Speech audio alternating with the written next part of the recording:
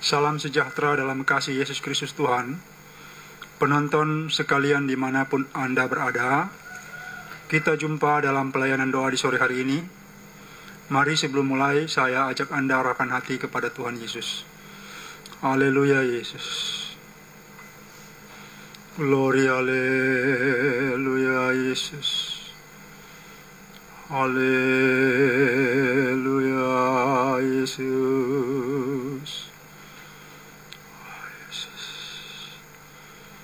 Glory, haleluya Yesus. Haleluya Yesus. Segala puji syukur bagimu Tuhan Allah Bapa Surgawi. Di dalam Kristus Yesus Tuhan kami datang kepadamu saat sore hari ini. Layakkan kami dan kuduskan kami. Demikian juga untuk atmosfer ini, peralatan dan juga studio Engkau urapi dan kuduskan di dalam nama Tuhan Yesus. Segenap kekasih-Mu dimanapun berada, Engkau jamah dan urapi, dan luputkan dari segala gangguan dalam nama Tuhan Yesus. Nama Tuhan Yesus. Dan saat ini, hamba-Mu mengucap syukur membuka pelayanan di sore hari ini. Hanya dalam nama Tuhan Yesus, haleluya, amin. Penonton sekalian, kita akan mendengarkan pembacaan firman Tuhan berikut ini. Firman Tuhan saat ini Lukas 4 ayat 25 sampai 30. Yesus ditolak di Nazaret. Dan aku berkata kepadamu, dan kataku ini benar, pada zaman Elia terdapat banyak perempuan janda di Israel ketika langit tertutup selama 3 tahun dan 6 bulan, dan ketika bahaya kelaparan yang hebat menimpa seluruh negeri. Tetapi Elia diutus bukan kepada salah seorang dari mereka, melainkan kepada seorang perempuan janda di Sarfat di tanah Sidon. Dan pada zaman Nabi Elia banyak orang kusta di Israel, dan tidak ada seorang pun dari mereka yang ditahirkan selain daripada Naaman orang Syria itu. Mendengar itu sangat marahlah semua orang yang di rumah ibadat itu. Mereka bangun, lalu menghalau Yesus keluar kota dan membawa dia ke tebing gunung, tempat kota itu terletak, untuk melemparkan dia dari tebing itu. Tetapi ia berjalan lewat dari tengah-tengah mereka, lalu pergi. Penonton sekalian, sedikit bagian yang saya ambil, yang saya kutip dari bagian bagaimana Tuhan Yesus ditolak di Nazaret. Di tempat ia dibesarkan, dia ditolak. Karena memang mereka mengenal dia. Dan orang-orang itu yang pada mulanya terkesima mendengar pembacaan nats firman Tuhan dalam kitab Yesaya yang dibacakan Tuhan. Kemudian mereka terkesima dengan pengajaran Tuhan Yesus. Tapi ketika sampai pada bagian di mana sebuah kenyataan bahwa ada di zaman Nabi Elia, masa kelaparan yang panjang karena juga doa Nabi, itu banyak sekali perempuan janda, tetapi yang ditolong itu adalah janda di Sarfat di wilayah Sidon. Demikian juga di zaman Nabi Elisa, banyak sekali orang kusta di Israel, banyak sekali orang kusta, tapi yang ditolong Tuhan adalah seorang Naaman. Justru Panglima Aram ini yang mendapat perkenanan Tuhan. Dan dia mengalami jamahan dan disembuhkan saat dia pergi kepada Nabi Elisa. Nah, penonton sekalian, sebenarnya hal inilah yang membuat mereka marah dan mau untuk, bahkan kalau di situ sebenarnya kalau ditolak ke jurang berarti apa? Mereka merencanakan untuk membunuh dia. Karena pengajarannya ini, kan dua bagian ini tercatat di dalam hukum Taurat, di dalam kitab Perjanjian Lama itu tercatat. Dan mereka itu melihat kecatatan Tuhan Yesus, melihat kecatatan itu dan mengemukakan pikirannya. Bagaimana orang sebenarnya yang berkenan kepada Tuhan Allah. Kalau saya mau melihat di sini sebenarnya begini. Banyak sekali orang Israel yang kelaparan, yang janda saat itu, tapi kok perempuan Sidon ini yang ditolong. Janda di Sarfat ini yang ditolong. Dan banyak orang kusta di Israel, tetapi hanya seorang Naaman yang ditolong Tuhan. Sebenarnya ini adalah masalah kehendak Allah, masalah ketetapan Allah. Kalau kita melihat pendek cerita dan singkat cerita tentang mereka, mulai dari perempuan janda yang di Sarfat itu, kan kalau mau lihat itu kita buka, kita baca itu kan pendek sekali kan, tidak ada keterangan yang lebih. Tetapi oke, mari kita lihat kenapa sampai dia yang menerima perkenanan Allah. Mengapa sampai dia yang ditolong, bukan yang lain, bukan orang-orang perempuan janda di wilayah Israel yang ada di misalnya di Yerusalem. Mengapa bukan mereka, tapi janda ini? Kalau kita lihat sebenarnya di sini yang tidak ditulis adalah menyangkut pergumulannya.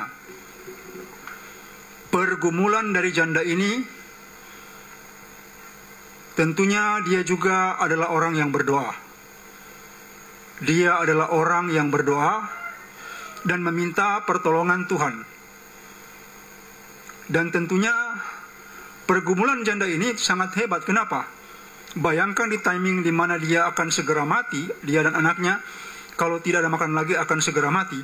Di timing itu Allah menyuruh Nabi Elia pergi ke situ untuk menolong dia. Dan dia menerima mujizat. Gandum yang ada tidak pernah habis selama musim kemarau yang sisa itu, dan juga minyak di buli-buli tidak pernah habis, tetap ada. Setiap hari dia boleh membuat roti, tentunya bagi sang nabi dan juga bagi dirinya serta anaknya. Nah, begitu juga Naaman. Kalau kita pikir ini musuh Israel, Aram itu, kerajaan Aram adalah musuh Israel. Kok Tuhan Allah menilik dia, seorang panglima Aram yang termasyur, karena dia banyak membawa kemenangan bagi Raja Aram. Dalam peperangannya menghadapi musuhnya, dia itu mendapat kemenangan yang gilang gemilang. Sehingga raja sangat sayang kepada panglimanya ini. Cuma sekian lama, sekian waktu itu, Naaman itu kena penyakit kusta. Kena penyakit kusta, bukan main dia menderita. Satu sisi dia sebagai panglima ada jabatan yang sangat tinggi. Mungkin kalau kita di negeri ini, karena itu yang tertinggi itu pemerintahan eksekutif presiden, maka tentunya posisi Naaman ini seperti Menteri Pertahanan dan Keamanan. Itu posisi yang sangat tinggi di sebuah kerajaan. Kemudian karena posisi dan jabatannya ini, dia sering berperang, dia juga mendapat banyak jarahan dan dia kaya. Selain diberi kepada raja, dia juga mendapat bagian. Ada emas, ada perak dan segala macam jarahan mereka. Naaman juga memperoleh itu, dan dia telah bergumul. Orang ini bergumul. Ternyata Allah tidak melihat bahwa dia ini orang Aram. Allah melihat isi hatinya, dan Allah itu menilik dia. Ketika dia mendengar dari pembantunya, asisten istrinya ini, yang adalah orang Israel yang sempat dijarah, dan perempuan remaja ini diambil dan kemudian jadi, intinya kalau sekarang asisten rumah tangga, asisten dari istrinya. Jadi perempuan ini yang mengatakan kepada istri Naaman bahwa ada seorang nabi di Israel, cari saja nabi itu. Dan kemudian raja Naaman melapor kepada raja, dan raja mengirim surat ke Israel. Ya, singkat ceritanya di situ ada ada ketegangan yang terjadi karena pertama kali Raja Israel salah paham. Dia salah mengerti, dia pikir ini sebuah, bagaimana mungkin ada yang dapat menyembuhkan. Kan di situ ada nabi Allah Elisa yang dipakai untuk menyembuhkan Naaman. Nah, kalau kita pikir pergumulannya ini berarti lebih bernilai dan lebih berharga dari banyak pergumulan orang-orang di Israel. Ini saya mau tekankan. Pergumulan janda di Sarfat yang orang Sidon itu lebih berharga daripada pergumulan banyak janda di negeri Israel. Maka karena pergumulannya hebat dan dia itu langsung mengetuk pintu hati Allah, maka Allah juga membukakan itu. Nah, saya maksudkan ada sebuah ketetapan Allah di sini. Aman atau janda di Sarfat itu beroleh perkenanan karena mereka sebenarnya sebelumnya telah meminta pertolongan dari Yang Maha Kuasa. Mereka bersungguh hati meminta, dan akhirnya mereka dapat juga jawabannya. Nah, sekarang kenapa orang-orang Israel ini tidak dapat jawabannya? Sebenarnya masalahnya di mana? Kalau kita lihat orang-orang di Nazaret, orang-orang Israel ini yang di Nazaret contoh, mereka menganggap dirinya hebat. Orang kan kalau rajin sekali ke gereja, ke sinagog, waktu itu kan bait Allah sinagog, rajin sekali mereka ke situ. Mereka melakukan semua syarat-syarat agama dengan ketat, bahkan memberi perpuluhan sampai bumbu dapur. Rempah-rempah bumbu dapur itu dijadikan juga perpuluhan. Mereka hitung berapa yang mereka dapatkan, dan itu mereka beri perpuluhan sangat ketat. Kehidupan agama mereka sangat ketat. Tapi yang anehnya Allah tidak mengindahkan ini. Dia indahkan orang Sidon, dia indahkan orang Aram. Allah tidak mempedulikan, jujur saja Allah sebenarnya tidak mempedulikan agama. Kalau lihat di sini Allah sepertinya tidak pedulikan agama. Ini yang membuat perkataan Tuhan Yesus ini yang membuat orang-orang di Nazaret sangat tersinggung. Mereka rasa terluka batin mereka sehingga mereka usir Tuhan Yesus keluar dari Nazaret. Walaupun dia disebut orang Nazaret, dia dibesarkan di situ, tapi dia diusir karena dia melukai hati mereka yang rajin ke sinagog.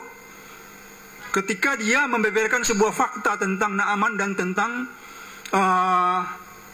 janda di Sarfat ini, bukan orang Israel tetapi beroleh perkenanan Allah. Padahal mereka rajin sekali ke sinagog, rajin sekali mereka ke bait Allah, yang seperti saya katakan rajin sekali memberi perpuluhan. Mereka juga berpuasa, mereka ketat dengan sahabat mereka.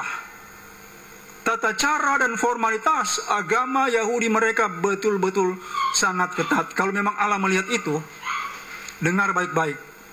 Kalau Allah melihat syarat keagamaan mereka itu, tentunya Allah harus mengindahkan mereka. Harus mengindahkan di zaman Nabi Elia itu, harus mengindahkan janda yang ada di Israel, bukan janda di Sidon ini. Dan dia harus mengindahkan orang-orang Israel yang kena kusta, yang ada di luar pintu gerbang Yerusalem. Kan banyak yang kena kusta. Mereka tidak boleh masuk, dan mereka itu hidup di luar tembok. Banyak sekali mereka.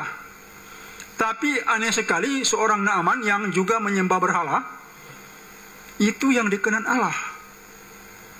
Bukan syarat-syarat keagamaan yang ketat yang mereka lakukan. Nah, ini maksud saya, hati-hati dengan kita, terlalu rajin dengan gereja kita, dengan kebiasaan-kebiasaan gereja dan formalitas, sangat ketat dan seolah-olah seperti orang Israel terlalu kurus mereka. Dan ketika ada sebuah fakta yang dibeberkan Tuhan Yesus seperti ini, maka itu menghempaskan bahwa sebenarnya orang Israel tidak benar dan tidak layak dibanding dengan dua kenyataan ini, yaitu kenyataan janda di Sarfat yang ditolong dan kenyataan bahwa Naaman yang kusta, Panglima Aram itu ditolong juga. Penonton sekalian, kalau melihat ini, Allah tidak memperlihatkan atau tidak menunjukkan sebuah citra bahwa dia terikat sekali dengan sinagog. Tidak. Dia sebenarnya melihat kebenaran. Dengar baik-baik. Dia bukan melihat gereja yang indah. Gereja yang indah. Gereja yang megah. Dan banyak sekali jemaatnya. Tidak. Dia tidak melihat itu. Dia melihat kebenaran pribadi orang. Kebenaran pribadi orang itu dia lihat. Dan dia tilik. Tidak peduli orang ini agama apa. Kan kalau kita lihat pada akhirnya Naaman juga bertobat ketika dia tahu bahwa di Israel itu ada Allah, ada yang Maha Kuasa. Maka dia minta izin kepada Nabi Elisa.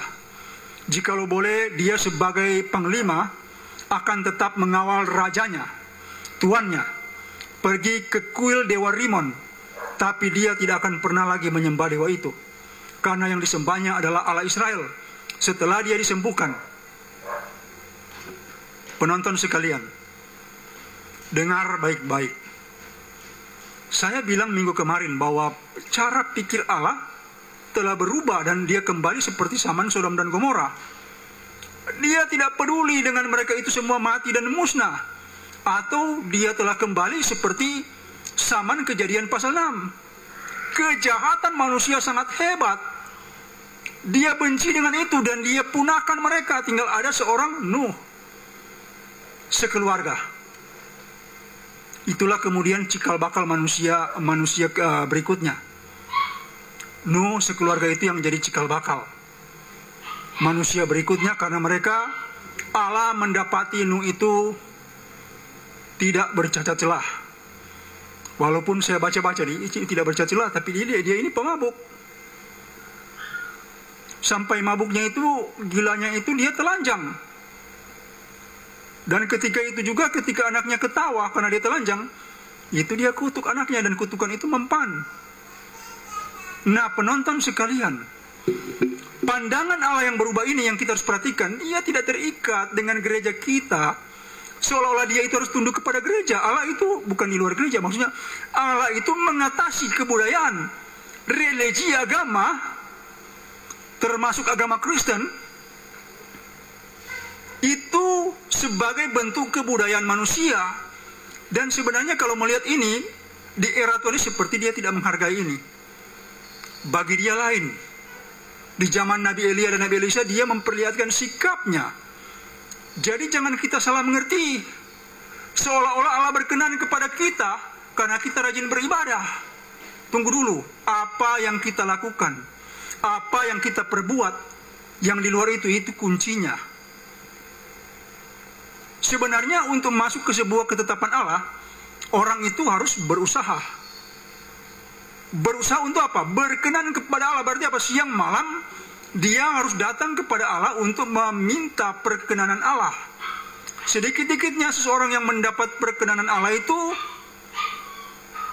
akan diberkati, akan mendapat berkat. Dia mendapat rahmat. Dan biasanya dia ditolong dalam keadaan sesusah apapun, bumi seperti apapun, keadaan sepelik apapun, sekacau apapun karena pandemi, dia pasti ditolong Tuhan. Saya mau bertanya, sudahkah Anda sekalian mencari perkenanan Tuhan? Atau belum? Ini kuncinya. Sebenarnya Naaman, siapa dia? Janda di Sarfat, siapa mereka? Tapi karena mereka telah berusaha mencari perkenanan Allah yang tidak tercatat. Ini ada yang bilang saya membawa narasi. Saya tidak lagi bernarasi. Saya seorang misiolog. S2 saya misiologi.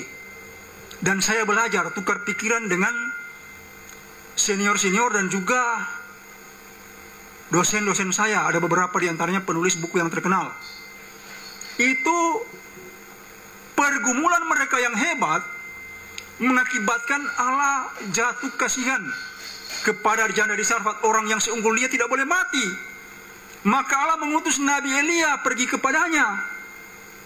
Satu sisi Nabi Elia dipelihara, karena itu janji Allah untuk makan dan minuman tetap ada. Di satu sisi Allah menjawab pergumulan yang hebat dari perempuan ini. Ini orang bagus, orang yang hebat, tidak boleh mati. Begitu juga Naaman, ini orang yang unggul karakter sifat tabiatnya. Buktinya ketika dia sembuh, dia ternyata kan membawa peti yang besar jumlahnya. Ada berapa banyak emas dan juga perak, serta pesalin atau pakaian yang dibawanya. Ya, zaman itu untuk pesalin-pesalin yang halus itu susah, tidak seperti sekarang. Kalau sekarang kita cuma tekan itu Tokopedia atau Shopee, atau mungkin ke Alibaba atau juga ke Amazon, kita sudah dapat melihat dan juga bisa membeli. Dan harga-harganya terjangkau. Zaman itu sulit sekali pesalin-pesalin yang seperti itu, kualitas yang itu sulit sekali. Kenapa? Karena ada yang dibawa dari luar wilayah mereka, dari luar Aram dan luar Israel. Dari mana? Dari wilayah India dan dari wilayah Tiongkok, oleh pedagang-pedagang. Nah, itu butuh waktu yang lama, mungkin berbulan-bulan. Rotasinya itu berbulan-bulan. Nah, dia bawa kepada sang Nabi banyak sekali emas. Kalau pikir emas sebanyak itu membuat orang jadi kaya raya. Dan banyak sekali perak dia bawa. Tapi sang Nabi menolak. Jadi bukan soal sang Nabi menolak. Yang saya lihat ini adalah bagaimana dia itu sebagai orang yang benar mengapresiasi pertolongan Tuhan lewat sang Nabi dengan cara yang benar dan layak. Dengan cara yang benar dan layak. Dengar, bukan soal Nabi menolak persembahan atau petinya Naaman, tapi soal bagaimana Naaman yang benar itu memberi persembahan yang memadai dalam jumlah yang besar. Karena apa? Dianggap dia ditolong. Sebenarnya sudah banyak tabib yang juga mengurus dia, tidak mempan, tidak sembuh, dan banyak ilmu-ilmu yang telah dibacakan dan mantra-mantra kepadanya dibacakan untuk kesembuhannya, tetapi tidak sembuh. Sebab itu ketika pola ini dia bawa ke Israel dan ke sungai Yordan, ketika Nabi Elisa bilang, celupkan dirinya 7 kali sungai Yordan. Apa dia bilang? Saya kira Nabi ini, dia bilang kepada pembantunya, saya kira Nabi ini akan keluar dan kemudian berkomat kamit, membaca mantra di depanku. Karena dia terbiasa dengan pola itu. Banyak sekali tabib, banyak sekali tukang mantra dan tukang jampi yang membaca jampi dan mantra mereka untuk kesembuhan Naaman tetapi tidak mempan. Hanya Nabi Elisa yang berkata bahwa celupkan dirimu 7 kali sungai Yordan, maka engkau akan tahir. Dan itulah yang terjadi. Kemudian karena dia ini orang benar, punya kekayaan yang cukup besar, jadi dia memberi persembahan yang tidak tanggung-tanggung. Sedangkan orang seperti Gehazi yang ambil saja sedikit dari situ, sudah jadi sangat kaya. Apalagi jumlah semua itu. Nah, penonton sekalian, untuk mencapai sebuah kehendak Allah yang namanya sebuah ketetapan, seperti yang pernah terjadi kepada Naaman dan terjadi kepada seorang janda di Sarfat, engkau harus berjuang siang dan malam. Engkau harus konstan. Seperti nyala lilin itu yang tidak bertiup dan tidak goyang. Engkau harus konstan untuk mencari belas kasihan Tuhan. Saya telah melakukan itu. Puluhan tahun yang panjang saya lakukan itu. Berpuasa bertahun-tahun. Lebih daripada itu, berusaha untuk mencari belas kasihan Allah. Karena apakah hidup kita kalau kita tidak memperoleh belas kasihan Allah? Jadi seperti itu, hambar. Artinya apa? Nanti jadinya ada orang di Aceh sana yang dapat beroleh kemurahan Tuhan daripada orang di Sulawesi Utara, di Manado, Minahasa yang sebenarnya Kristen tetapi tidak beroleh belas kasihan Tuhan. Ini contoh maksudnya. Bisa jadi seperti itu kalau mau bandingkan dengan perempuan Sidon itu, atau mau bandingkan dengan Aram, Naaman yang seorang panglima Aram. Nah, penonton sekalian, Carilah ketetapan Allah, sebuah tingkatan yang diperlukan oleh setiap orang agar dia mencapai pertolongan Tuhan. Untuk apa saja? Ini banyak sekali orang malas sekali. Rajin secara fisik, tetapi malas secara rohani. Artinya begini, malas rohani itu bukan soal masuk gereja, bukan. Maksudnya mendekatkan hati atau berkontemplasi, seperti Abraham telah melakukan ribuan tahun yang lalu Abraham lakukan. Malam-malam dia duduk di luar tenda,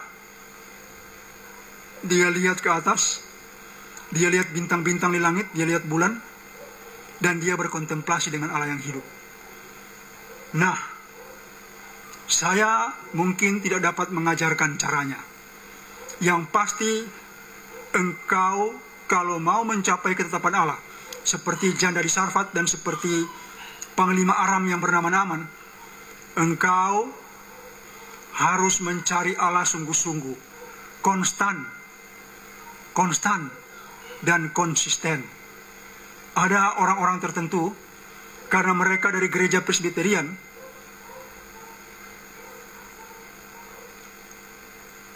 mereka sering minta tolong kepada saya untuk didoakan. Tapi ketika mereka terpilih sebagai penatua atau syamas atau diaken, kemudian mereka menjauh. Kenapa? Mereka takut pendetanya melihat mereka dekat dengan saya yang karismatik. Kalau kita masih seperti itu, berarti kita masih terlalu remeh. Allah tidak akan pernah menganggap Anda, dengar baik-baik. Kalau Anda terpaut atau terikat kepada pendeta dan kepada gereja Anda, kemudian bahkan yang kudus dan yang ilahi, engkau anggap remeh, maka engkau juga akan dianggap remeh oleh Allah. Itu banyak saya dapati di mulai Manado, Tanah Minahasa, dan di Sangir sana. Misalnya terakhir di Sangir, ada seorang pelayan minta berdoa kepada saya. Kemudian dia bilang, cari tempat yang sunyi. Dia bilang kepada asisten saya, cari tempat yang sunyi. Kemudian saya tanya asisten saya, kenapa dia cari tempat yang sunyi? Agar jangan dia lihat itu, jemaat di gereja lihat dia itu sebagai pelayan, kemudian cari pertolongan Tuhan kepada seorang pendeta karismatik. Oh ya, kalau cuma begitu, pikiran Anda dan perbuatan Anda tidak akan pernah klop dan cocok. Kalau yang begitu Anda akan ditolak Tuhan. Kemudian bagaimana Anda harus konstan? Anda harus konstan seperti apa? Ada seorang ibu di wilayah Ambon, dia berdoa kepada saya. Kemudian setelah selesai berdoa, saya tanya, bagaimana Bu? Bagian-bagian tubuhnya maksudnya, saya tanya. Yang didoakan, dia bilang sudah. Ini sudah tidak sakit, sudah sembuh. Oke, saya tanya-tanya di Ambon di mana. Kemudian ibu ini bilang, pendeta, nanti berikut saya telepon, kita berdoa lagi ya. Saya tanya, berdoa apa Bu? Berdoa ini, saya masih sakit. Lah, saya bilang, iman ibu ini cacat. Ketika terjadi jamahan Tuhan dan penyakit itu hilang dari tubuh Anda, seharusnya Anda itu respon. Saya bilang, Anda seharusnya respon dan mengklaim dengan iman kesembuhan Anda. Jangan Anda pikir saya ini dokter praktek 2 kali atau 3 kali balik. Walaupun memang faktanya ada juga yang kemudian dia berdoa, kemudian dia ulang berdoa lagi. Tapi dia kan tidak pernah berpikir untuk berdoa kedua kali. Dia terima. Dia sudah terima bahwa kesembuhannya tuntas. Penonton sekalian, dalam hal percaya, dalam hal iman itu juga sebuah ukuran. Bagaimana kalau Anda misalnya takut mengaku orang seperti saya yang mendoakan Anda? Kemudian ketika pendeta tanya, siapa itu? Tidak tahu. Padahal Anda itu baru sembuh dari myom. Anda ke dokter tidak ada hasil, Anda takut dioperasi. Anda juga sudah doakan pendeta tidak sembuh. Dan ketika Anda datang ke saya disembuhkan. Tapi karena Anda takut pendeta menjebak Anda dengan berkata, siapa itu? Maksudnya saya. Dia langsung bilang, tidak tahu lah, saya tidak tahu itu siapa. Ini bayangkan, ini kan bentuk-bentuk kejahatan dalam diri manusia. Mereka cuma cari jabatan dalam gereja. Saya mau ajar, kalau kita cari Tuhan dengan segenap hati. Jangan berkenan kepada pendeta tapi tidak berkenan kepada Tuhan. Ini masalahnya. Banyak orang itu seperti ini. Ini fakta. Di mana itu? Di Manado, Minahasa, di Kepulauan Sangiak sana, sampai Talaut. Saya bilang, kenapa? Saya sudah berhubungan dengan mereka dan saya dapati seperti itu. Bahwa mereka mau cari sesuatu dalam organisasi, tapi mereka sebenarnya lagi menyakiti hati Tuhan. Bagaimana mungkin mereka dihargai? Mungkin juga orang Israel seperti ini. Ketika ditanyakan oleh imam mereka, bagaimana dengan Yesus itu, mereka bilang, saya tidak tahu. Itu bukan urusan saya. Padahal di waktu yang lain, dia telah didoakan Tuhan dan disembuhkan. Telah disembuhkan. Nah, ini masalahnya. Soal kita konstan atau tidak. Api dalam diri kita konstan atau tidak. Di dalam mazhab kami ada puluhan orang yang pernah digodok seperti saya dengan ilmu yang sama. Tapi rata-rata mereka tidak berhasil. Kenapa? Kenapa mereka tidak berhasil? Masalah brains, kecerdasan. Mereka cukup karena rata-rata sarjana S1. Masalah apa? Masalah karakter, sifat dan tabiat. Ini masalahnya. Janda di Sarfat punya tabiat yang unggul, sifat yang terpuji. Demikian juga ketika dia Nabi Elia bilang sama dia, bikinkan dulu untukku baru untuk kalian. Dia tidak membantah, dia langsung bikin. Padahal persiapan yang terakhir itu setelah mereka makan mereka mati. Tapi dia bikin prioritaskan utama dulu Nabi Elia. Dia punya sifat yang terpuji, mental dan karakter orang benar. Begitu juga Naaman. Dari mana diukur? Dari persembahannya upetinya kepada Nabi Elisa. Nah, penonton sekalian, saya kira ini cukup. Capailah ketetapan Allah. Engkau harus berjuang siang dan malam dalam roh untuk mendekatkan hatimu kepada Tuhan Allah, agar engkau juga punya prioritas seperti janda di Sarfat dan seperti Naaman, panglima Aram itu. Tuhan memberkati. Amin. Amin. Ya, puji Tuhan, kita telah mendengarkan kebenaran firman Tuhan yang telah dibawakan oleh hambanya Lefranta Kumansang. Dan saat ini kami telah membuka via WhatsApp untuk Bapak Ibu saudara-saudari bergabung dengan kami. Jadi kami telah membuka via WhatsApp untuk Bapak Ibu saudara-saudari bergabung dengan kami. Apapun pergumulan dan sakit apapun itu, atau Anda yang terikat kuasa kegelapan, Anda boleh bergabung dengan kami dan akan didoakan langsung oleh hamba Tuhan Lefranta Kumansang. Jadi sekali lagi, bagi Bapak Ibu saudara-saudari yang membutuhkan uluran tangan Tuhan, Anda boleh menghubungi kami di via WhatsApp. Nomornya sudah tertera di layar secara langsung saat ini. Anda boleh menghubungi kami dan akan didoakan langsung oleh hamba Tuhan Lefranta Kumansang. Dan bagi Bapak Ibu saudara-saudari yang telah mengirimkan pesan lewat via Facebook dan YouTube, Anda boleh beralih ke via WhatsApp untuk didoakan langsung oleh hamba Tuhan Lefranta Kumansang. Halo, selamat sore. Halo. Halo, selamat sore. Iya, dengan siapa di mana? Selamat sore, Ibu Samsur Pak Pendeta, dengan Pak Julius di Flores, Ende. Apa yang mau didoakan, Bro? Halo. Ya, apa yang mau didoakan? Iya, Bapak mendoakan, ingin minta doakan untuk hipertensi dan gangguan kecemasan serta pusing. Ya. Oke, pegang bagian yang kanan. Bapa Surgawi, dalam nama Tuhan Yesus, Engkau jamah kekasih-Mu dan sembuhkan ia dari hipertensi, tekanan darah normal, tekanan darah normal, pusing hilang. Demikian juga Engkau jamah secara khusus, jamah selera makannya agar normal dan tidak berlebihan. Demikian juga Engkau beri ia iman agar ia percaya kepada Tuhan dan terlepas dari kecemasan, kekhawatiran, dan hal-hal yang tidak perlu di dalam nama Tuhan Yesus. Roh kekhawatiran, kecemasan, dan roh hipertensi keluar di dalam nama Tuhan Yesus. Demikian terjadi. Terima dengan iman. Haleluya. Amin. Amin. Terima kasih banyak Tuhan Yesus. Terima kasih.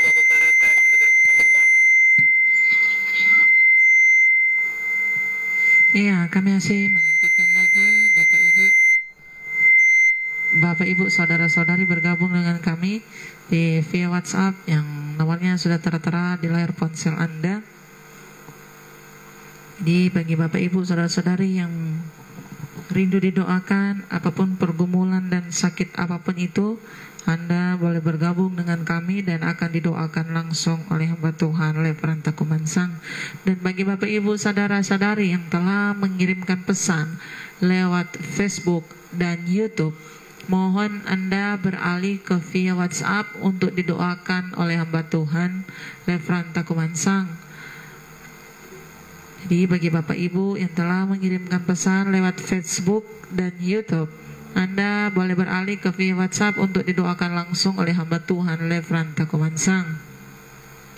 Dan bagi Bapak Ibu saudara-saudari yang telah diberkati lewat pelayanan doa dari hamba Tuhan Levranta Kumansang, Anda boleh mengirimkan donasi dan nomor rekening sudah ada di siaran langsung saat ini, atau juga Anda boleh lihat di YouTube di channelnya hamba Tuhan Levranta Kumansang. Di situ sudah ada nomor rekening dari hamba Tuhan dan jadwal pelayanan doa dari hamba Tuhan. Dan bagi Anda yang telah mengirimkan donasi, mohon disertakan dengan bukti agar didoakan langsung oleh hamba Tuhan. Dan kami masih menantikan Bapak Ibu saudara-saudari bergabung dengan kami di via WhatsApp di 0812 8855 9499.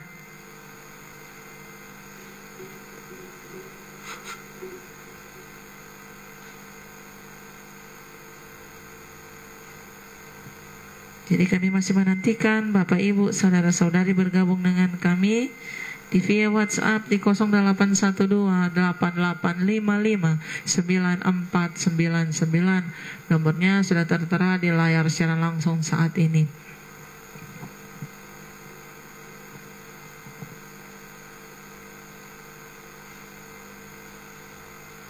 Ya, silakan Anda masuk, baik yang dari dalam negeri maupun dari luar negeri, dari wilayah Malaysia, Singapura, Brunei, Timur Leste secara khusus. Silakan Anda masuk jika Anda butuh pertolongan Tuhan. Kami siap melayani Anda.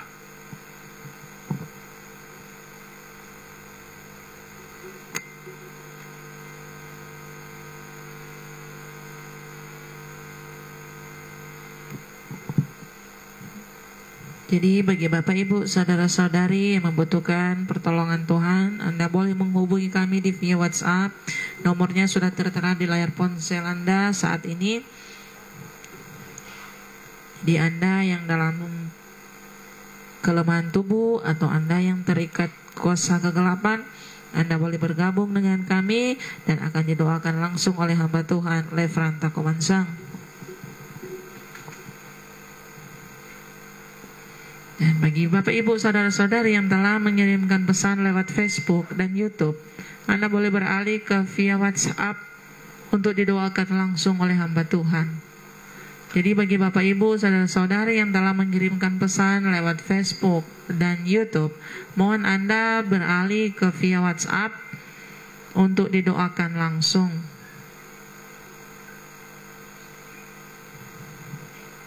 Ya, jika tidak ada, saya kasih kesempatan 5 menit terakhir. 5 menit terakhir untuk Anda yang butuh pertolongan Tuhan, silakan hubungi kami. Jadi masih ada waktu 5 menit untuk Bapak Ibu saudara-saudari bergabung dengan kami saat ini, karena tidak lama lagi program pelayanan doa bersama hamba Tuhan Levranta Kumansang akan kami tutup.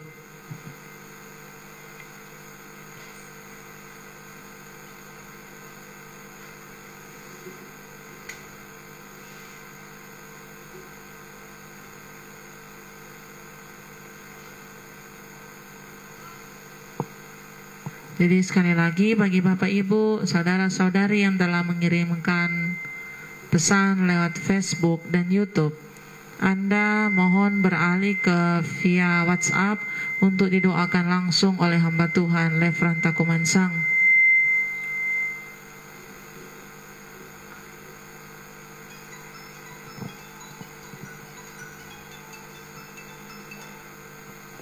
Halo, selamat sore. Halo, selamat sore. Ya, dengan siapa di mana? Oh, saya Katarina dari Malaysia. Ya, silakan Bu.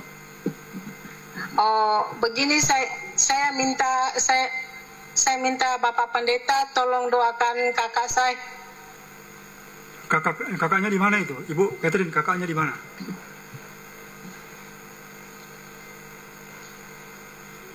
Ya, halo.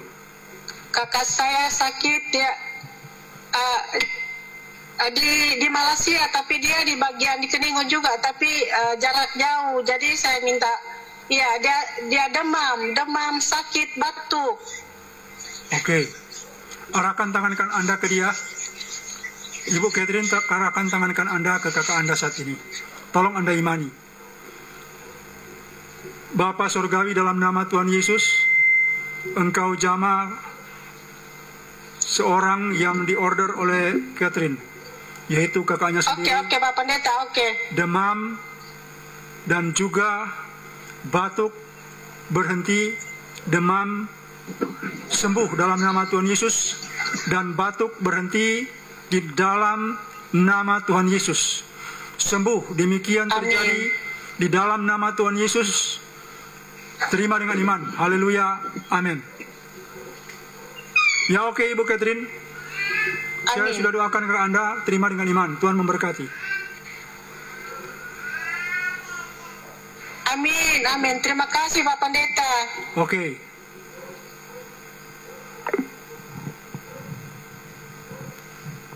Ya, sekali lagi kami ingin menyampaikan bagi Bapak Ibu yang telah masuk, yang telah mengirimkan pesan lewat Facebook dan YouTube, mohon Anda beralih ke via WhatsApp untuk didoakan. Jadi bagi Bapak Ibu saudara-saudari yang telah mengirimkan pesan lewat Facebook dan YouTube, mohon Anda beralih ke via WhatsApp untuk didoakan langsung oleh hamba Tuhan Lefranta Kumansang. Dan bagi Bapak Ibu saudara-saudari yang telah diberkati lewat pelayan doa hamba Tuhan, Anda boleh mengirimkan donasi dan nomor rekening sudah tertera di siaran langsung saat ini, ataupun juga Anda boleh lihat di YouTube di channelnya hamba Tuhan Lefranta Kumansang. Di situ sudah ada nomor rekening dari hamba Tuhan dan jadwal pelayanan doa dari hamba Tuhan. Dan apabila Bapak Ibu telah mengirimkan donasi, mohon kiranya disertakan dengan bukti agar didoakan langsung oleh hamba Tuhan Lefranta Kumansang. Dan saat ini kami akan menutup program pelayanan doa dan saya serahkan pada hamba Tuhan. Ya, arahkan hati kepada Tuhan Yesus, kita berdoa. Yang sakit pegang dengan tangan kanan bagian yang sakit. Jika itu bukan diri Anda, orang lain, Anda arahkan tangan kanan kepadanya. Yang juga ada roh jahatnya dalam tubuh, boleh pegang dengan tangan kanan. Kita berdoa. Bapa Surgawi, dalam nama Tuhan Yesus, Engkau jamah mereka yang sakit, jamah dan sembuhkan dalam nama Tuhan Yesus. Jamah mereka yang sakit, jamah dan sembuhkan dalam nama Tuhan Yesus. Radang rasa sakit dan nyeri hilang dalam nama Tuhan Yesus. Roh penyakit keluar dalam nama Tuhan Yesus. Sembuh di dalam nama Tuhan Yesus. Roh jahat keluar dalam nama Tuhan Yesus. Roh jahat keluar dari tubuh mereka dalam nama Tuhan Yesus. Demikian juga saudara, teman, handai tolan mereka yang sakit, yang mereka arahkan tangan kanan yang Engkau jamah dan sembuhkan saat detik ini juga di dalam nama Tuhan Yesus. Sembuhkan di dalam nama Tuhan Yesus. Sembuhkan dalam nama Tuhan Yesus. Demikian terjadi. Angkat tangan kanan Anda. Bapa Surgawi, dalam nama Tuhan Yesus, berkati kekasih-kekasih-Mu ini dengan roh-Mu dan urapan-Mu. Engkau berkati, urapi mereka secara khusus. Juga berkati pekerjaan mereka dan berkati juga keluarga mereka. Berkati anak-anak mereka, orang tua mereka Engkau berkati. Suami dan juga istri mereka Engkau berkati. Engkau tolong mereka demikian di hari-hari ini. Engkau jamah dan tolong luputkan dari yang jahat. Demikian hamba-Mu berdoa Di dalam nama Tuhan Yesus dan menutup pelayanan ini, mengucap syukur kepadamu dalam nama Tuhan Yesus. Haleluya. Amin.